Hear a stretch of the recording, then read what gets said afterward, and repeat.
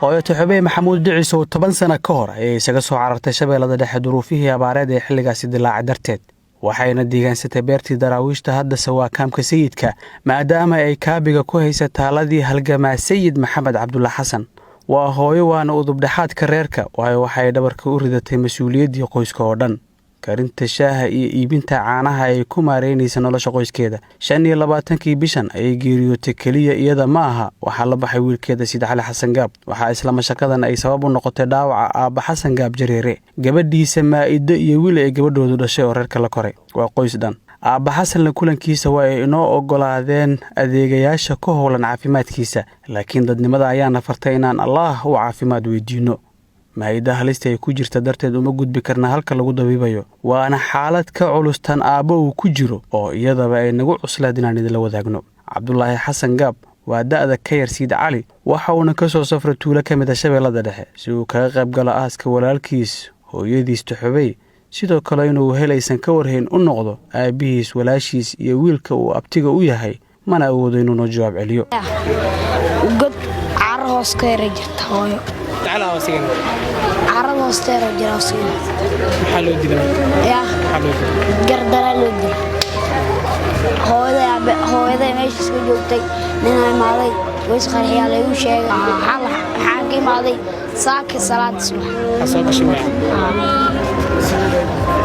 Faarax Xasan Gaab waxa uu nala hadlayaa isaga oo walaalkiis iyo hooyadiis ku soo hobsada taakooyinkii dhulkan ay ku lahaayeen qabri waxa uu sidoo kale isku qancinayaa in walaashiis iyo aabihiis oo lagu kala dabiibay laba xarumood oo midba xilli booqdo waxaan weydiinay sida ay wax u dhaceen say wax ku dhaceen hooyaday iyo aabahay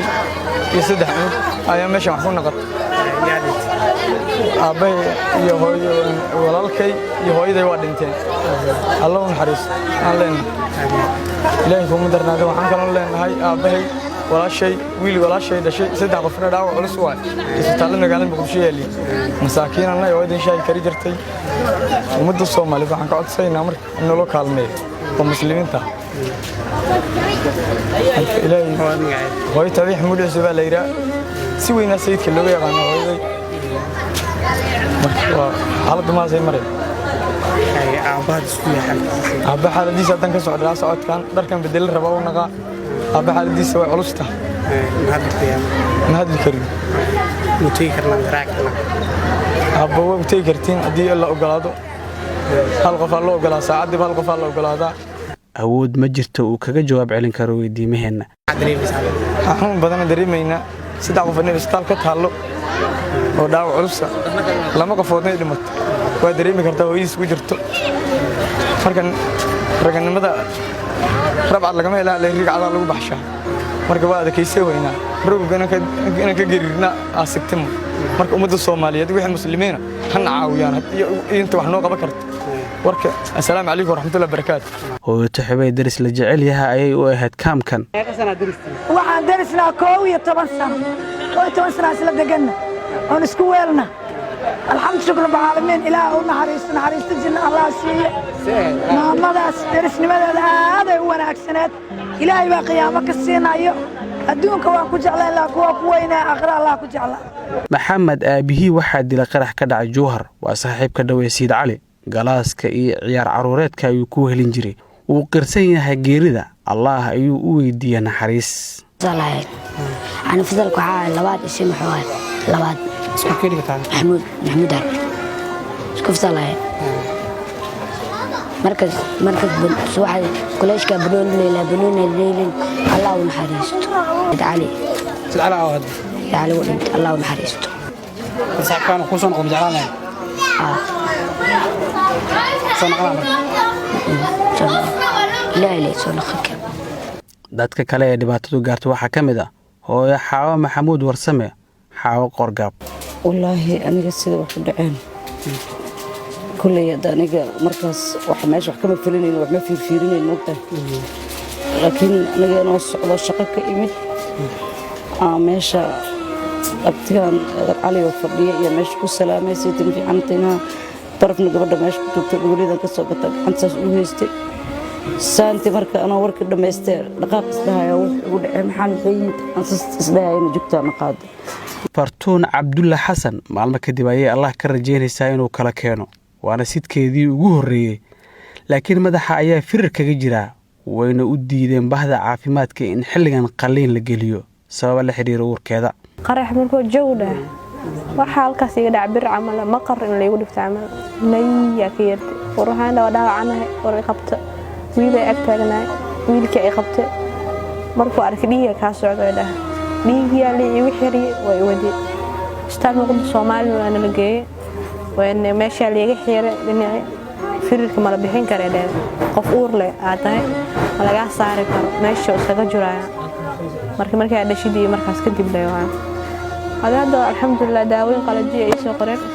waa roonahay laakiin xanuun meesha uu ku jiro xanuun ka dareemay email kale geeska maskaxda iga jira laba meel aadan maxamuud xuseen waa arday jaamacadeed waxa uu ku jiraa sanadkii 3aad ee waxbarashada waa dhaawac kama dahsoona cidda dhibaatada u geysatay gacan naga xaq daran un baan dishay sama meel u raacan mara gacan naga xaq daran ummad salaamka si loo luqmaayna aragtaan waxa waaye famil meel joogo iska jeefo iska hergalayo aykoon waxaas dhan nolol farxad saa ku soo kacay maanta dhan ku jiifeen haddana daqiiqad ka bacay mudug gale wax ka xun mara عدود ما شاء الله ما دور ما شاء الله wax ugu diraad waxa ku gaaray nafsa ma taqaan maanta waxa la hayo malahan saraakiil baa la dilay dawladda dadka tirsan baaba'ay noocaas baa saas noqday dad kale malaha waxa la gumaaday waa shacabka ولكن الشعب مش دقنا ولا جريين هرتودي أهين ما نقول الله قبل أنا ندعو عفوا إن شاء الله qofna ma awoodo inuu ka jawaabo sababta ay wax u noqdeen isahligihiina ma oga sababta uu u beegsado dad shacab ah oo weliba danyar ah laakiin kooxda ka been sheegtay diinta ee al-shabaab ayaa ku faanay in ay laayeen saraakiil ka tirsan dowladda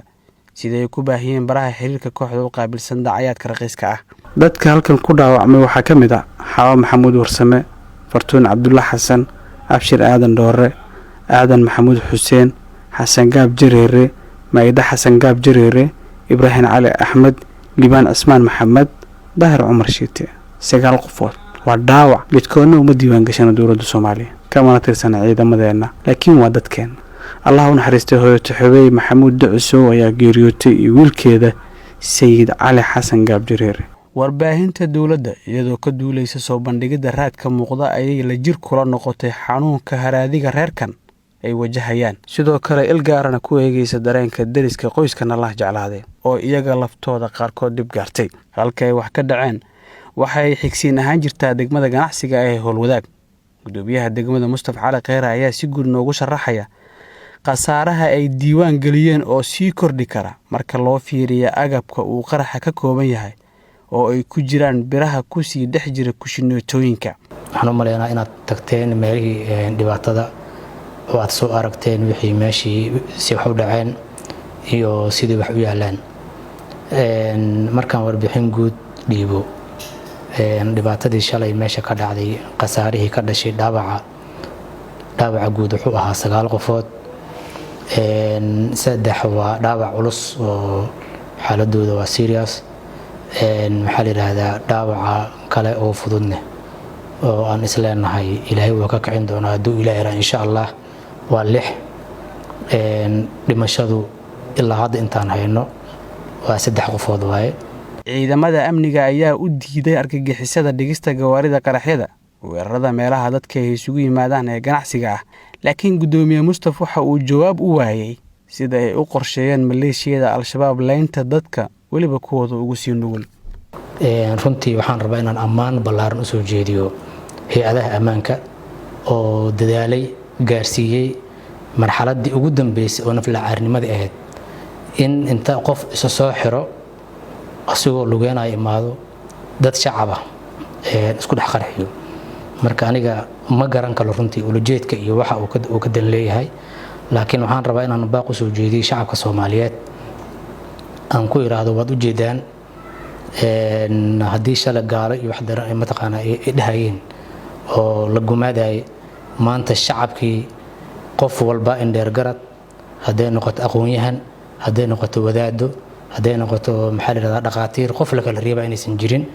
loo istaago cadowgan loo istaago maxaa la yidhahdaa gacan aan iskaga qabanno cabduqaadir ciise warbaahinta qaranka magaalada muqdisho